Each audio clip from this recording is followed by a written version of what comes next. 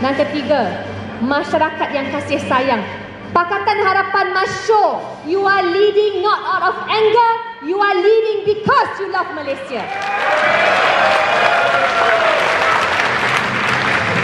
Karamah insaniah yang kita pegang, dan saya nak maklumkan, kalau di Amerika Syarikat kita melihat begitu ramai, hampir 47% anak-anak muda yang layak mengundi tidak keluar mengundi. Akhirnya ada seorang Perdana Menteri, Presiden Amerika Syarikat yang membebankan ramai pihak. Sekarang di Malaysia hampir 5 juta yang belum mendaftar. This is our secret formula. Mungkin di Amerika datang sahaja mengundi boleh terus didaftarkan serta-merta. Ya, kita banyak cabaran di Malaysia.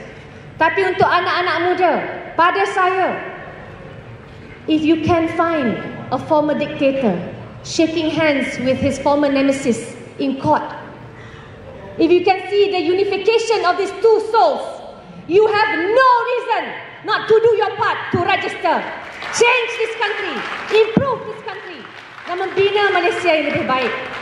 Pada saya, 19 November nanti, kalau dulu kita bayangkan begitu ramai termasuk mantan Perdana Menteri yang menolak keperluan perhimpunan, mana lagi, bila lagi dalam sejarah Malaysia di Baris Hadapan kita dapat lihat Dr. Mahathir Mohamad bersama Persib.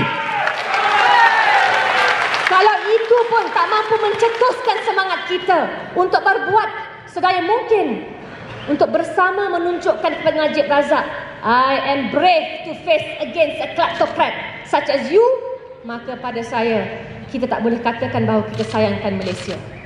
Nation before self means kita ambil risiko. Siapa yang takut, tidak ada masalah.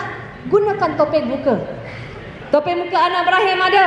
Topeng muka Lim Kit Siang ada. Topeng muka apa? Kula Segaran ada. Tuan Haji Mat Sabu pun ada. Topeng muka Mahathir Mohamad pun ada. Yang penting datang tetap. Sekian wabillahi taufiq wal hidayah. Wassalamualaikum warahmatullahi wabarakatuh. Reformasi!